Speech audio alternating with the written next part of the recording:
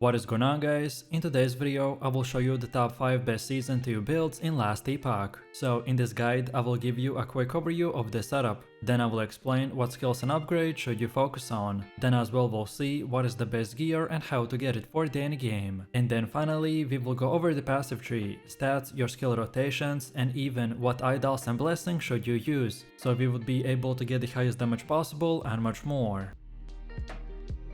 This is a powerful mage that brings the freeze and melts enemies in seconds. By harnessing the chilling power of the ice and dual wielding swords, the Shatter strike will obliterate the enemy packs and shred the bosses in no time. To fuel the onslaught, we will use Mana Strike to rapidly regenerate mana and ensure that you can keep spamming the Shatter strike without slowing down. Then also we will utilize the enhanced weapon to amp up our damage potential with strong offensive buffs. Also, the teleport will give us a swift responsive movement across the battlefield. However, when things get dicey, the Flame Ward is your key offensive cooldown. To use it against big hits, the best part about this build is that no unique items are required for it to work. Although, if you want to maximize your DPS, then get gear like the Kestrel, the Bone Clamor Barbute, Siphon of the Anguish, Shatter Chains, and the Nihils. And all in all, the Spellblade build will deliver solid clear speed and devastating single target damage. While it does need some investment to become tanky, if you're chasing a high DPS melee powerhouse, then this build is absolutely worth trying.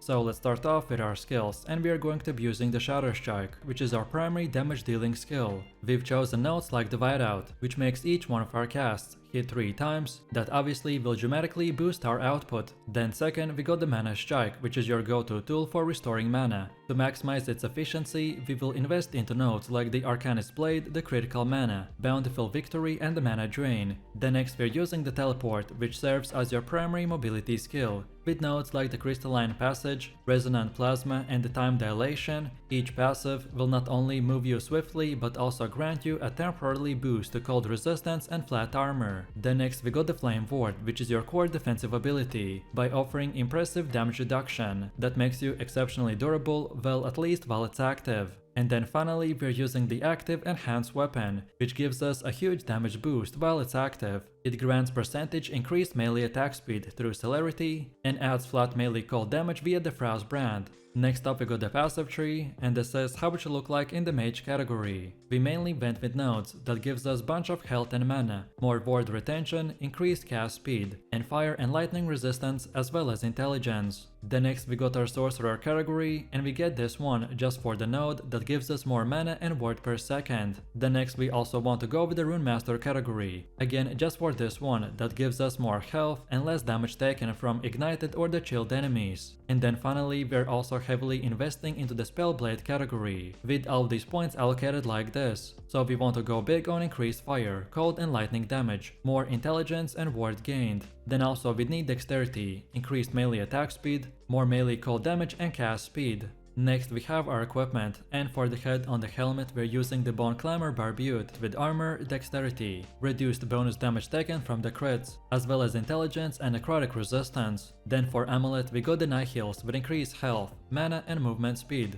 as well as critical strike multiplier, more levels to all skills, as well as mana regen and more to all resistances. Then for weapon, we're going with the dual wielding sizers of the Atropos. These swords are in both hands and gives us melee attack damage, attack speed, chance to apply slow, and chance to apply shred. This weapon provides huge damage and you can farm it from the Last Wood Folly of the Vaven Echoes. Then for chest armor, we got the Kestrel with armor, dexterity, more levels to Shatter Strike, increased cold damage, and more to health. This item has a bunch of great stats that allow us to get the haste buffs when our nodes like the Teleport and Comet Crush are fully maxed. Then for our first ring we got the Siphon of Anguish with more to all elemental resistances, more intelligence and dexterity, as well as increased movement speed and increased leech rate. Then for the belt we're using the Shatter Chains with armor, more potion slots, increased health, increased armor, and more damage. Because of the Shatter Chains and the Siphon of Anguish buff, we will boost our DPS significantly, thanks to their Doom synergy. Then for the second ring, we got the Red Rings of Altaria with increased movement speed, more to all attributes and resistances, as well as health, mana and dodge rating. Then for gloves, we got the Plated Gauntlets with armor, increased melee attack speed, more dexterity, health, and even more reduced bonus damage taken from crits. Then for boots, we got the foot of the mountain with armor, increased movement speed, more endurance and more to all attributes. This is for sure the best boost for defenses, as we are mainly focused on being a super strong melee mage, so getting great armor and endurance is very important. And then lastly for relic, we are using the Diotan's Bloody Nim, with ward per second, more dexterity, levels to shatter strike and increased mana regen. So overall, this is the best case scenario setup, which should be more of an example of what stats and modifiers to look for. But no matter what you have, try to build around increasing as much defenses as possible, because we are going to be in melee range, and unlike other mage builds, we will need a lot more HP. And now finally we've come to the gameplay, and I will show you two different rotations, so one for general AoE farming and the other one for single target slash against bosses. And by the way, as most of the skills are automatic, so these rotations are extremely easy. So first up we got our AoE rotation, and for this one we want to start our fights by casting the teleport to bolster our defenses. Then second, set the enhanced weapon to auto cast on cooldown for consistent damage boost. Then next, use the Shatter strike as your main attack, and keep it swinging until the enemy drops or you're out of mana. Then when your mana runs low, then hit them with the mana strike to keep it topped up and back up. Next up, activate the flame ward permanently when you sense incoming damage. And lastly, keep your teleport buffs active by recasting it before they run out. And then second of all we got bossing, which to be honest already covered a little bit in the first rotation. But to basically summarize it, then this time we want to start fights by keeping your defensive buffs up at all the time, to make a full use of them. Then spend your mana aggressively to stack the bleeds on yourself as fast as possible. Next, use the flame ward as your lifeline, so use it to block heavy incoming damage, especially during big boss attacks. And then of course when using Shatter Strike, aim carefully and position yourself smartly, so both the left and the right swings would land on the boss for double the damage output. So, are you ready to become a walking storm? Because this is one of the most electrifying setups in the game, called the Lightning Swarmblade Druid. This build is an absolute beast which transforms you into a deadly swarm of the blades that rips through the enemies with insane melee speed. It's fast, it's flashy, and it got a high voltage chaotic gameplay. And here's the twist, even though our gameplay revolves around the melee combat, it actually also scales with the lightning spell damage. So we are going to be not only slicing and dicing, but also throwing out magical spells every few seconds. And my most favorite thing about it is that no unique items are required for it to work. But if you got gear like the Stormcard Testament, Kulnivar's Claim or the Aurora's Time Glass, then this build goes from strong to absolutely busted. And overall we've got high dodge, near permanent stunts and solid tankiness to keep you alive while you shred. This build is perfect for the endgame, and it is insanely fun to play. So let's start off with our skills, and we are going to be using the Swarmblade, which is the core of our setup. This skill will turn us into a rapid striking whirlwind of destruction by triggering multiple tornadoes through the Wind Fury strikes. Then second we got Tornado, which is another core damage dealer in this setup, but with a twist. Instead of scaling its usual damage multipliers, the Tornado will shine by triggering the Storm Bolts through the Charged Storm node. Then next we're using the Maelstrom. The more you have it, the more powerful and versatile you will become. Passives like the Wind's Whip and Divine Fury will kick things off by granting Frenzy and the Haste, giving you attack speed and urgency. Then next we got the Armblade Slash, which is a fast and spammable strike that taps into the Serpent Strike tree for added synergy. To keep you evasive, Slither and the Shroud of Winter nodes will work together by stacking a massive amount of dodge rating. And then finally we're using the Gathering Storm, which is crucial for boosting your Storm Bolt damage and giving you that extra punch when it matters the most. Next up we got the passive tree, and this is how it should look like in the Primalist category. We mainly went with nodes that gives us bunch of attunement, lightning and cold resistance, increased health, increased spell, cold, lightning and physical damage. Then next we got our shaman category, and we aim for nodes with more attunement, increased attack speed, increased lightning damage, and more to shared spell lightning damage. Then next we also want to go into the Beastmaster category, and this time just for this one node that gives us more strength. And then finally we are also heavily investing into the druid category, with all these points allocated like this. So we want to go big on increased endurance, armor, increased damage, more to strength and attunement, increased attack speed, increased crit chance and more to health. Next we have our equipment, and for the head on the helmet we're using the Seed of the Yggdrasil with armor, critical strike multiplier while transformed, more mana and health. This helmet is good because of its high rage sustain, as damage dealt to mana before health will work also with rage. Then for amulet we go the Aurora's Time Glass with health, critical strike multiplier, endurance and increased attack and cast speed. This is for sure one of the best amulets for building a strong defense. Then for weapon we are using the Kul Nivar's Claim with a melee and spell damage, increased attack speed, increased lightning spell damage and more mana regen. We went with this one because it helps us to cap critical strike chance, as mana converting to ward when full does not affect rage. Then for the chest we got the Mantle of the Pale Ox with armor, more levels of tornado, increased spell damage while transformed, and increased strength and movement speed. Then also for the offhand we got the one-handed axe, but for some reason this website would not allow me to add it. So just so you would know, we are using the Tempest Maw of the Acid one-handed axe, with increased melee attack speed, critical strike multiplier, and a chance to shred armor on a hit.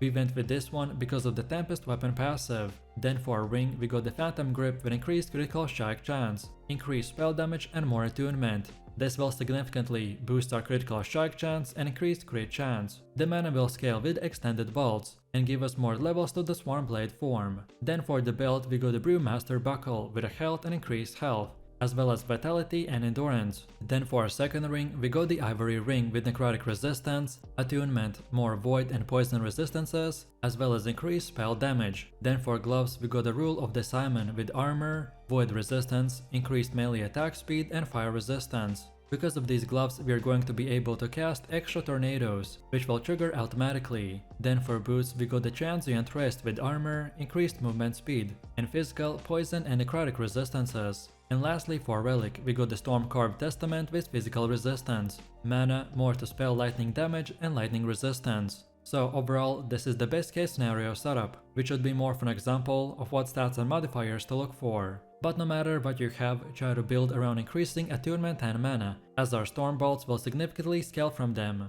And now finally we've come to the gameplay, and this build is very simple, so I will summarize both AoE and single target rotations in one package. At the start of our fights we are going to shift into the Swarmblade form and get ready to unleash chaos. So use dive on cooldown to stack up as many maelstroms as possible by maximizing the power of the buffs they provide. Then go on the offensive with the Armblade Slash by triggering a flurry of tornadoes that stick to you and tear through the enemies in a whirlwind of destruction. And then when it's time for boss fights, then focus on keeping all of your defensive buffs active for maximum survivability. And don't forget to use the dive or evade to dodge those deadly telegraph boss attacks, because staying mobile and unpredictable is the key to staying alive. This is a powerful melee bruiser whose main playstyle is built to dominate the battlefield with relentless spinning carnage. Our main gameplay loop is to keep spinning to ramp up our damage and area coverage, which eventually will sweep nearly the entire screen of the enemies with the Warpath. This is the ultimate spin to win automatic blades build, and our main focus is on the Warrior's Fury passive, which scales the void melee damage and AoV to incredible levels. While Warpath becomes more mana hungry the longer it's used, the void well passive and the high mana stacking will allow you to spin for an extended period. But keep in mind that it's very crucial to take the void well if you're using the Warrior's Fury. And also supporting skills like Devouring Orb, Anomaly, Symbols of the Hope and Abyssal Echoes will provide excellent buffs to amplify our power. This build works great without relying on uniques, but if you get your hands on items like the Clotho's Needle, Siphon of the Anguish, Shatter Chains, Anchor of Oblivion and the Nihils, then you can push its damage and effectiveness to an entirely new level. So let's start off with our skills, and we are going to be using the Warpath, which is our main DPS skill. By using these passives we will gain a huge damage and AoV buff. Then second we got the Devouring Orb, which is the main source of Void Essence. Our nodes are focused on the extra damage and we will place the skill on the skill bar, but not manually use it, as it's set up to automatically activate with the Abyssal Rush. Then next we are using Anomaly, which provides powerful buffs, and our nodes are focused on giving us Void Shred, along with more attack speed. Then next we got the Symbols of Hope that provides even more buffs. And then finally, we're using the Abyssal Echoes that provide additional buffs and is automatically cast with the Warpath. Next up we got Passive Tree, and this is how it should look like in the Sentinel category. We mainly went with nodes that gives us bunch of defenses like armor, fire and void resistance, block effectiveness, more health and attributes like strength and vitality. Then next we got our Paladin category with nodes that gives us more attunement, then also elemental resistances, more health and block effectiveness. And then finally, we're also heavily investing into the Void Knight category, with all of these points allocated like this. So we want to go big on increased void and physical resistance, increased damage, more melee and void damage leached as life, void penetration, increased void damage, and pretty much other nodes that gives us stats to void effects. Next up we also got the Weaver tree, and I'm still experimenting so it's not fully done. But for right now this is the most optimal way to build it for pretty much most of the builds. So we start right here, then go like this. Then pretty much keep making this type of circle and then end it at around this point. To make the most out of this Weaver tree, we want to aim for items with a higher Weaver will, which could be closer to 25 to maximize its potential upgrades. Also, what at least I like to do is run level 100 zones to increase the chance of finding the higher Weaver's will item. Then also focus on the monolith timelines with unique echo rewards or the item type you desire. And lastly, you could also increase the timeline corruption to enhance the reward quality even further. But overall, this Weaver tree will offer an alternative path to enhancing unique items, which allows you to grow stronger by doing specific endgame content. Next we have our equipment, and for the head on the helmet we are using the Leonine Great Helm with armor, mana and reduced channel cost. Then for amulet we got the Night Heals with increased health, more mana, increased movement speed and more levels to all skills. Then for the weapon we got the Clodo's Needle with melee damage, melee critical strike chance, increased melee attack speed and void melee damage. We went with this one because it has a great damage, crit and high base attack rate.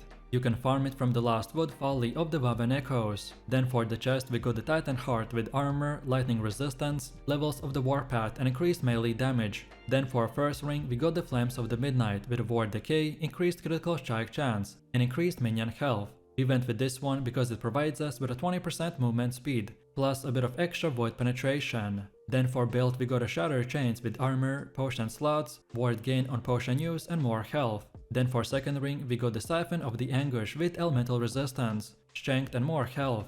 The Siphon of Anguish with the Shatter chains is a great combination because of their huge boost to our damage and leech. Then for the gloves we got Eternal Gauntlets with increased melee attack speed, mana and more health. Then for shoes we got the Solarian Step with armor, increased movement speed, and melee critical strike multiplier. And lastly we got the Anchor of Oblivion with increased armor, mana, increased void damage and more endurance. This is great for easily getting max endurance and increased defenses. So overall this is the best case scenario setup, which should be more of an example of what stats and modifiers to look for. But no matter what you have, just try to build around increasing as much mana as possible, while also getting reduced channel cost, so we would be able to use the Warpath for a lot longer. And now finally we've come to the gameplay, and I will show you two different rotations, so one for general AoV farming and the other one for single target. And by the way, as most of the other skills are automatic, so these rotations are extremely easy. So first up we got our AoV rotation, and for the first one we want to start our fights by activating the Warpath, which is our go-to for this classic spin to win gameplay. And then afterwards just keep it channeling to stack up massive damage and AoV, thanks to the Warrior's Fury. Then also stay mobile to auto-cast Devouring Orb as you move through the enemies, and make sure that our time bubble is always active by consistently triggering Anomaly. And then second of all we got bossing, which to be honest I already covered a little bit in the first rotation. So to summarize it, then this time we want to start fights by maximizing our damage, by keeping all 4 buffs active all the time. So be sure to hit the bosses with Anomaly to trigger the Mark of the Root. Then as before, stay mobile, so move at least 4 meters in the previous 2 seconds to create the echoes with the Warpath that are powered by the Echo Knight. And lastly, for quick boss encounters, boost our DPS fully by ramping up the Warrior's Fury.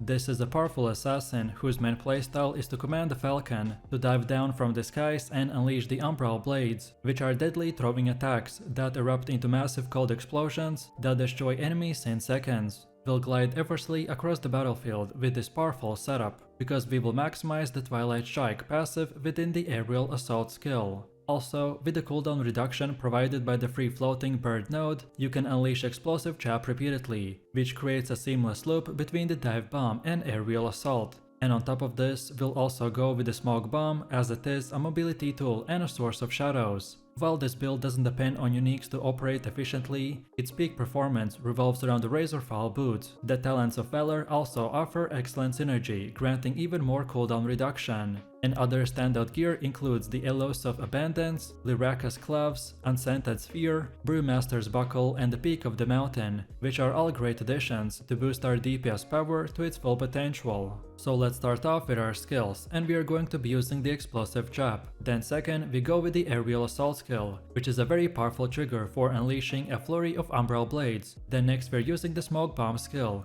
that offers excellent utility and significantly boosts our DPS in this setup. Then next we got the Umbral blades. Even though you won't be casting falconry directly, it will still need to stay on your action bar to enable the Aerial Assault and Dive Bomb. And then finally, we're using the Dive Bomb, that serves as your primary method for generating dust shrouds, especially with the help of the Flock of the Crows. Next up we got the passive tree, and this is how it should look like in the rogue category. We mainly went with nodes that gives us attack speed, more health and dexterity, then even dodge rating and haste on hit chance. Then next we got our marksman category, with things that gives us more dexterity and dodge rating debuffing, then more damage with concentration, then also more dodge rating and increased movement speed. Then also we want to go with the Blade Dancer just for this one node, that gives us more dexterity and increased glancing blow chance. And then finally we're also heavily investing into the Falconer category, with all of these points allocated like this. So we want to go big on increased health and dodge rating, then chance to gain haste, more damage increase, added throwing damage, increased crit chance and multipliers, as well as health gain on kill. Next we have our equipment, and for the head we're using the Peak Mountain with armor, dexterity, health, increased health and increased critical strike chance. This is a really good helmet because it gives us bunch of stats and tons of percentages. Then for amulet we are going with the Night Heals that has modifiers like increased health and mana, more throwing damage, more levels of all skills and more to all resistances. Then for weapon we are going with the Talents of the Valor bow that has bow damage, critical strike multiplier, increased critical strike chance and more levels to most of our skills. This is an amazing weapon that pretty much makes the build work to its full potential, so I recommend to try to get it as soon as possible, as its crit chance and extra bow attack speeds are insane. Then for chest armor, we take the Elosis Abandoned with the armor, increased dodge rating, increased damage over time, more dexterity and increased health. Then for offhand, we go with the Spider Silk Quiver, with a chance to apply slow on a hit, more damage to slowed enemies, increased cold damage and more dexterity. Then for rings we go the same too,